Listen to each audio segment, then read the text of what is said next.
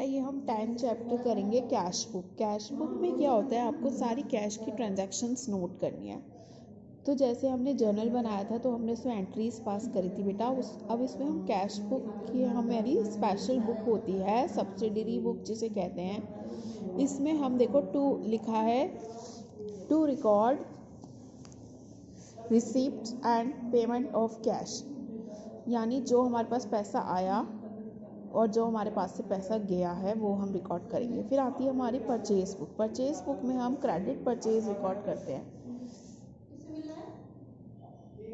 Sales book में हम credit sales record करते हैं। परचेज रिटर्न बुक में हम जो भी गुड्स हमने प्रीवियसली परचेज करे और हमें रिटर्न करने हो उनको रिकॉर्ड करते हैं। सेल्स रिटर्न में हम क्रेडिट सेल्स रिकॉर्ड करते हैं।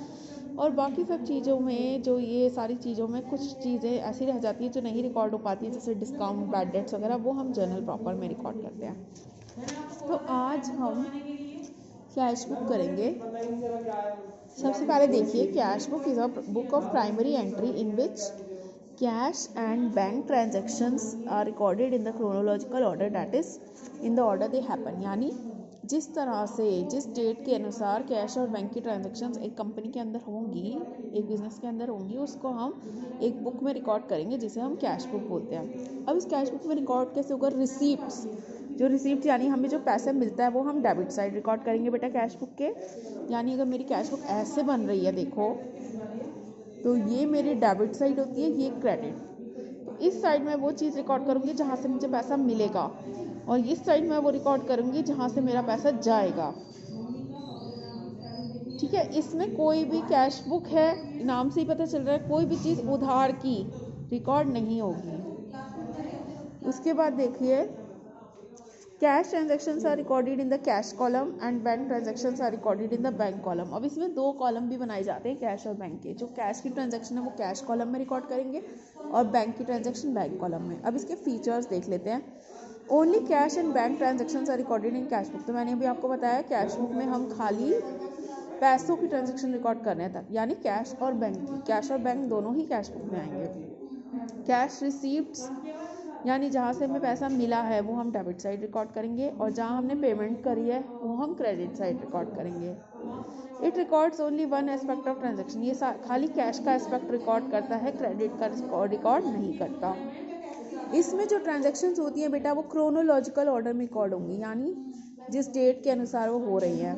It performs the functions of both journal and ledger at the same time. ये जो हमारा कैश बुक है वो जर्नल का भी फंक्शन निभाता है और लेजर का भी, क्योंकि जर्नल में आप एंट्री पास करते हो, लेजर में उसका अकाउंट बनाते हैं, दोनों का मिक्सचर है। अब हमारी जो कैश बुक है बेटा वो दो तरह की होती है, एक होती है सिंपल और एक होती है 2 कॉलम या डबल कॉलम कैश बुक। तो सबसे पहले हम सिंपल कॉलम कैश बुक का प्रोफोमा देख लेते हैं। देखो ये कैश बुक है, इधर से ऐसे ये टी शेप अकाउंट बनता है बेटा। दोनों साइड ये आएंगे, देखो एक साइड डेबिट लिख दिया, एक साइड क्रेडिट लिख दिया। डेट, पर्टिकुलर्स, वी नंबर मतलब वाउचर नंबर, एलएफ मतलब लार्जर फोलियो और अमाउंट। उसके बाद फिर date, particulars, V number, LF और अमाउंट। देखो ये बड़ा बड़ा आपको नज़र आ रहा होगा, ये रिसीप्ट साइड है, डेबिट साइड यानी जो पैसा मिलेगा, और पेमेंट साइड हमारी क्रेडिट साइड यानी जो हम पेमेंट करेंगे। अब इसके कॉलम्स हम डिटेल में पढ़ लेते हैं। सबसे पहले डेट, यानी जिस डेट पे वो ट्रांजैक्शन होगी। फिर पर्टिकुलर्स आएगा बेटा, पर्टिकुलर्स में आपका उस अकाउंट का नाम आएगा जो अदर अकाउंट, जैसे हम जर्नल एंट्री पास करते हैं। उसके बाद वी नंबर, ये एक वाउचर नंबर होता है, यानी जहाँ से आपने इस ट्रांजैक्शन को उठाया है। एलएफ, ये भी एक लेजर फोलियो का नंबर होता है। ये दोनों कॉलम्स आपके खाली आएंगे, आपको लेकिन ड्रॉ करने हैं, इसके अंदर कुछ लिखना नहीं है। अमाउंट, डेबिट साइड का अमाउंट डेबिट साइड पे और क्रेडिट साइड का अमाउंट क्रेडिट साइड पे। अब आपको रियल अकाउंट का मैंने रूल बताया था बेटा कि जो हमारे बिजनेस के अंदर आता है हम उसको डेबिट करते हैं। Debit what comes in and credit what goes out. तो यहाँ पे भी यही हो रहा है, जो पैसा हमें मिल रहा है ना, जो रिसीव्ड हो रहा है वो हम डेबिट कर रहे हैं, और जो पेमेंट हो रही है वो क्रेडिट कर रहे हैं। यानी अगर हमारी एसेट बढ़ रही है तो वो डेबिट होगी, और अगर एसेट क्रेडिट घट रही है तो क्रेडिट होगी। जो कैश है वो हमारी एसेट है, अगर बढ़ेगा, मेरे पास कैश आ रहा है तो मैं उसको डेबिट करूँगी, अगर घट रहा है, मेरे पास से पैसा जा रहा है बिजनेस के पास से, तो उसको क्या करेंगे हम, क्रेडिट। जैसे हम एक एग्जांपल देख लेते हैं बेटा इसका। Vikas starts a business on 1 April 2019 and introduces 50,000 in cash as capital. तो इसमें बिजनेस में विकास ने बिजनेस स्टार्ट किया है और पैसा इंट्रोड्यूस किया है, तो ये बिजनेस के हिसाब से आप कैश बुक बनाते हो बेटा। तो कैश बुक का आपने फॉर्मेट बनाया, पैसा अब इसमें सोचो आ रहा है जा रहा है, आ रहा है, तो अदर अकाउंट का नाम आएगा, यानी कैश बुक में कहाँ से पैसा आ रहा है, कैपिटल का पैसा है। जो बिजनेस में शुरुआत में पैसा लगाते हैं उसको कैपिटल बोलते हैं। तो मैंने डेट डाली, टू कैपिटल, LF मेरा खाली छोटे का, यहाँ अमाउंट आ गया। अब इसको बैलेंस करने के लिए क्या करेंगे, दोनों साइड का टोटल करेंगे। यहाँ 50,000 है, यहाँ नहीं है, लेकिन टोटल में लिखेंगे और यहाँ बच जाएगा बाय बैलेंस CD। इस बैलेंस CD में ये April 1 को बचा है, तो ये साल के एंड में यानी अप्रैल में ही नेक्स्ट डेट पे बैलेंस BD बन जाएगा 50,000। नेक्स्ट एग्जांपल लिख लेते हैं। Goods are purchased on cash for 20,000। हमने गुड्स परचेज करे हैं कैश पे। अब सोचो जब हमने गुड्स परचेज करे होंगे तो हमारे पास से पैसा गया होगा, तो पेमेंट हो रही है, तो यहाँ रिकॉर्ड करूँगी मैं क्रेडिट साइड पे।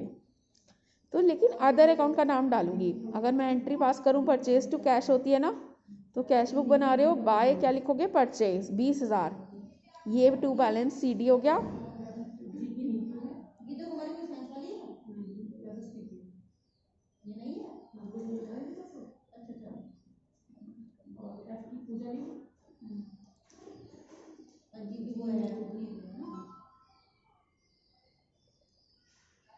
अपने 2 बच्चे दे दो मुझे, फिर मैं ठीक है, और मैं और आपसे पूछूंगा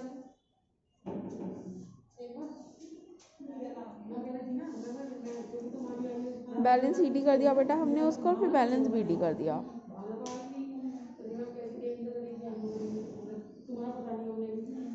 उसके बाद देखो, गुड्स आर सोल्ड, गुड्स बेचे हैं तो कैश हमारे पास आया है, तो इस साइड टू सेल्स करके 30,000 लिख देंगे।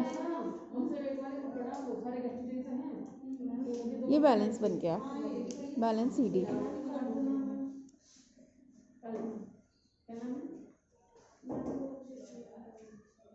उसके बाद विकास विड्रॉ 5,000 फॉर पर्सनल यूज़। पैसा उसने निकाला है ड्राइंग्स का, तो बाय ड्राइंग्स हो जाएगा 5,000।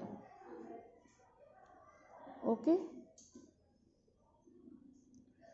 उसके बाद 2,000 is paid to printer for printing bill book, यानी ये हमारा खर्चा है प्रिंटिंग और स्टेशनरी। तो खर्चे को यानी पेमेंट को हम क्रेडिट साइड लिखेंगे, तो बाय प्रिंटिंग एंड स्टेशनरी 2,000। इस तरह से आपको कैश की ट्रांजैक्शंस कैश बुक में रिकॉर्ड करनी है, ये देखकर कि वो डेबिट आएंगी या क्रेडिट। उसके बाद हम एक इलास्ट्रेशन देख लेते हैं इसकी। जैसे स्टार्टेड बिजनेस विथ कैश, अब पैसा आया है तो मैंने बताया था 2 कैपिटल 1 लाख।